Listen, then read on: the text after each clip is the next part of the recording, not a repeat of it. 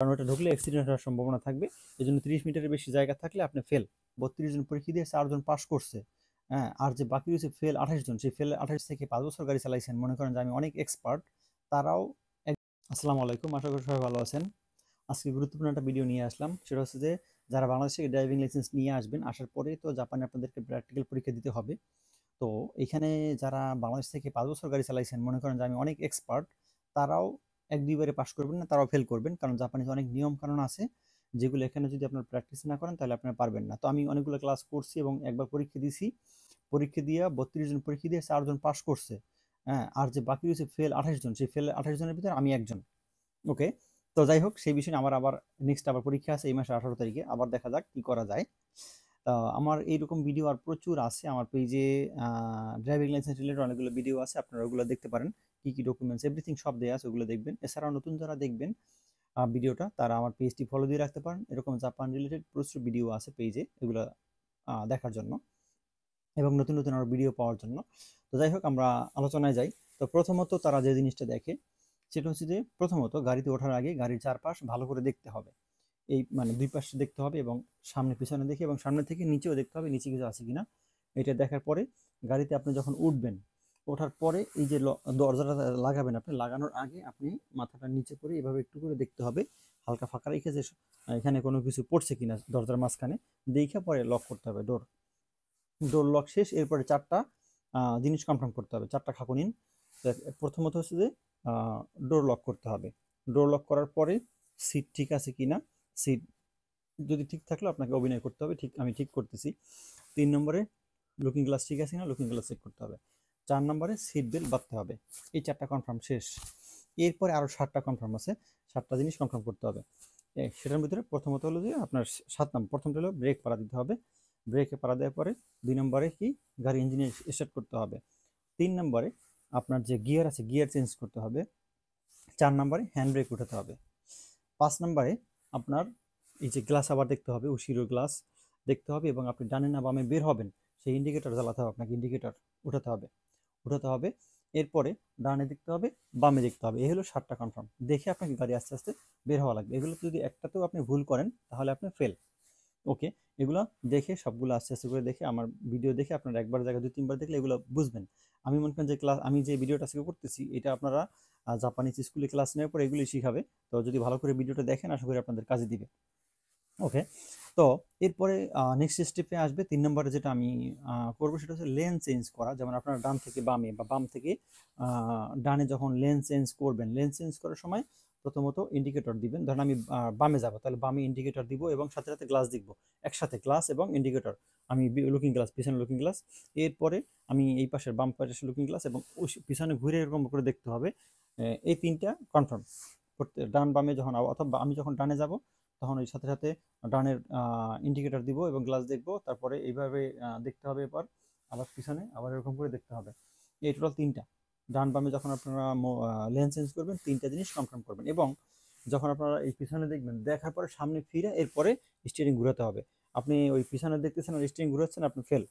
ওকে, এরপরে মনে করেন যে আপনারা যখন 4 নম্বরে যেটা আমি করছি যে লেফট আর রাইট, আপনারা যখন টার্ন নেবেন, যে ডান দিকে অথবা বাম দিকে যখন টার্ন নেবেন, তখন হচ্ছে যে 30 মিটার আগের থেকে আপনি মনে করেন সামনের থেকে টার্ন নেবেন, 30 মিটার আগে আপনি ইন্ডিকেটর দিবেন। ধরুন আমি ডানে যাব, তাহলে 30 মিটার আমি ডানে ইন্ডিকেটর দিব। প্লাস হলো কি যে আমি সামনে দেখবো এবং পিছনে দেখবো, পিছনে দেখে আমি সামনের দিকে গাড়ি চালাবো 30 মিটার আগে।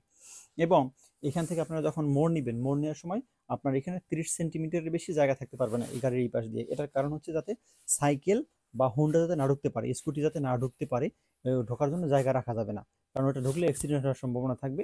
এই জন্য 30 মিটারের বেশি জায়গা থাকলে আপনি ফেল। ওকে, এরপরে মনে করেন যে স্পিডের ক্ষেত্রে হচ্ছে যে যখন এই ঘুরবেন বা লেন চেঞ্জ করবেন তখন স্পিড স্লো থাকবে, কিন্তু যখন সোজা রাস্তায় গাড়ি চালাবেন তখন 30+ স্পিড থাকতে হবে, 30+ স্পিড থাকবে। তো এটা হচ্ছে অ্যাভারেজ 30+ স্পিড। এটা যদি কম থাকে তাহলে এখানে আপনাকে ধরবে যে আপনি এটা কেন কম স্পিডে গাড়ি চালালেন, এখানে তো জোরে চালানোর কথা। এই জন্য এরপরে আপনারা মনে করেন যে এল আছে, এখানে এল এ, যেমন এল এ ঢুকতে হবে বেরোতে হবে, এখানে যদি চাকা বাজে তাহলে কিন্তু আপনি ফেল।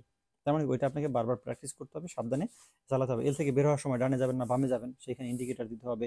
তারপরে এই দেখতে হবে, আবার পিছনে এরকম ঘুরে আবার দেখতে হবে। আবার আপনাকে এস একটা আছে, এস এক্সাম আছে, এসেও ঠিক এরকমভাবে ঢোকার সময় কনফার্ম করতে হবে। আবার বের হওয়ার সময় আবার আপনাকে ডান বাম দেখে যেদিকে যাবেন সেদিকটা ইন্ডিকেটর দিয়ে তারপরে আপনার বের হতে হবে। এরপরে হচ্ছে যে মনে করেন জেব্রা ক্রসিং আছে, মনে করেন ধরেন সিগন্যাল নাই, কিন্তু ওইখান থেকে মানুষ পারাপার হওয়ার জেব্রা ক্রসিং আছে। তো ওই ওই জায়গাটাতে আপনাকে গাড়ি স্পিড কমাতে হবে, থামাতে হবে, থামাইয়া ডানে এবং বামে দেখে গাড়ি আপনাকে চালাতে হবে। আপনি যদি দেখেন যে লোক নাই আমি চালাই গেলাম, তা হবে না, আপনাকে গাড়ি থামাইয়া দেখতে হবে, তারপরে আপনাকে যেতে হবে। এরপরে মনে করেন আমরা ডানে ঘুরাবো বা বামে যখন ঘুরাবো তখন কিন্তু লেন থাকে, এই যে মাঝখানে থাকতে পারে, তখন ওই সাদা দাগ থাকে, সাদা দাগ, সাদা সাদা সাদা কালার দিয়ে সেন্ট আনা থাকে। তো ওইটার উপরে যদি গাড়ি চাকা ওঠে তাহলে তাও আপনি ফেল। সেক্ষেত্রে দেখতে হবে যে যে মিডল বরাবর যেতে হবে, যাতে আপনি চাকাটা ওটার উপরে উঠে না দেন। এটা আপনাকে ভালো করেই দেখতে হবে। এরপরে মনে করেন আপনারা যখন গাড়ি চালাবেন, সোজা রাস্তায় যখন গাড়ি চালাবেন, তখন গাড়িটা কি মিডলে চালাবেন নাকি ডানে চালাবেন নাকি বামে চালাবেন? একটু বামে থাকা বেটার, এদের কথা অনুযায়ী একটু যদি বামে থাকে সেটা ভালো, একটু বামে রাখতে হবে গাড়ি। তো এগুলো হচ্ছে মোটামুটি এদের কনফার্ম। এবং ধরেন আপনারা যখন গাড়ি সিগন্যাল থাকবে, সিগন্যাল থাকা অবস্থায় আপনারা সিগন্যাল ভালো করে ফলো করতে হবে অবশ্যই। এরপরে মনে করেন যে আমি এখান থেকে বের হবো, এই মেইন রোড, এই সামনে মেইন রোড, তো সামনে মেইন রোড হলে আপনি তো আগে বের হবেন না, আগে সামনে ওই যে গাড়িটা চলতেছে ওই মেইন রোডে ও যাবে, ওইটা যতক্ষণ না পর্যন্ত না যাবে, অনেকগুলো গাড়ি থাকতে পারে, ওইটা বের হওয়ার পরে আপনি বের হতে পারবেন, তার আগে আপনি বের হলে আপনি ফেল। এটা গেল একটা। এরপরে মনে করেন যে আপনি যখন গাড়ি থেকে বের হবেন, মনে করেন আপনি গাড়ি চালানো শেষ, আপনার গাড়ি চালানো শেষ, আপনি কমপ্লিট করে আসছেন, আসার পরে আপনি যখন বের হবেন তখন হলো আপনার প্রথমত কি করতে হবে, যে গিয়ার চেঞ্জ করতে হবে, সেটাকে পার্কিংয়ে নিতে হবে, গিয়ারটা পার্কিংয়ে নেওয়ার পরে হ্যান্ড ব্রেক ফেলতে হবে, এরপরে ইঞ্জিন বন্ধ করতে হবে। ইঞ্জিন বন্ধ করার পরে মনে করেন যে আপনি দরজা যখন খুলবেন, দরজা খোলার সময় একটুখানি খুলে দেখতে হবে, পিছনে দেখতে হবে যে কোনো গাড়ি আসতেছে কিনা, এই দেখা তারপর আপনাকে দরজা খুলতে হবে। দরজা খুইলা এরপর যখন লক বন্ধ করবেন তখন দুই হাত দিয়ে আস্তে করে দরজাটা আটকাই দিয়ে আপনি বের হবেন। তো এই যে নিয়মগুলো আছে এগুলো কিন্তু আমি একদিনে পারতেছি, আমি এখনো কিন্তু মুখস্থ করতেছি, তো মনে থাকে না আসলে, অনেকেই ফেল করে কারণ এই জিনিসগুলো মনে থাকে না। এই যে সিগন্যাল দেওয়া, এদের তো রুলস একটা কাটায় কাটায় এগুলো, এবং 30 মিটার আগে থেকে যদি গাড়ির ইন্ডিকেটর না জ্বালানো হয় তাহলেও ফেল। তো এইগুলো বারবার তারা দেখে।